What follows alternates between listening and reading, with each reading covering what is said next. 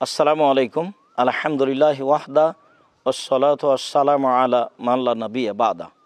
সম্মানিত দর্শক মণ্ডলী, আমাদের আল ইতেশাম টিভিতে জিজ্ঞাসা করা হয়েছে, ঘুমিয়ে থাকার কারণে ইফতারির সময় 30 মিনিট পার হয়ে গেছে, এখন করণীয় কি?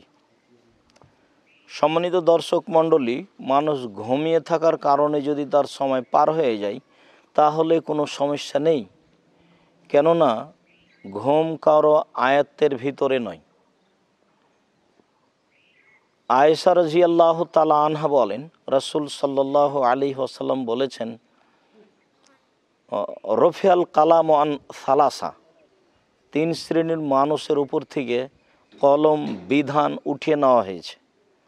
তার এক শ্রেণীর মানুষ হচ্ছে আনিন নায়েম হাত্তা ইয়াস্তাইকিজা, যে ব্যক্তি ঘুমিয়ে আছে যতক্ষণ পর্যন্ত ঘুম থেকে না জাগছে ততক্ষণ পর্যন্ত তার উপরে কোনো বিধান প্রযোজ্য হবে না।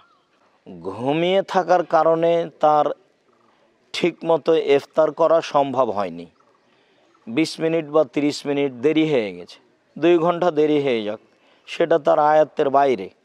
আল্লাহ তাআলা বলেন, লা ইউকাল্লিফুল্লাহু নাফসান ইল্লা উসআহা, যা মানুষের পক্ষে সম্ভব নয় তা আল্লাহ তাআলা মানুষকে আদায় করার জন্য বলেননি, সেটা তার পক্ষে আদায় করা সম্ভব নয়। অতএব এমতো অবস্থায় যখন তার ঘুম ভেঙে যাবে তখনই তাকে ইফতার করতে হবে। ঘুম ভাঙার সাথে সাথে ইফতার করবে, তাহলেই সে শরীয়ত মেনে চলল, এটাই প্রমাণ হবে। আল্লাহু আ'লাম বিস-সাওয়াব। ওয়া সাল্লাল্লাহু আলা নবী ওয়া সাল্লাম।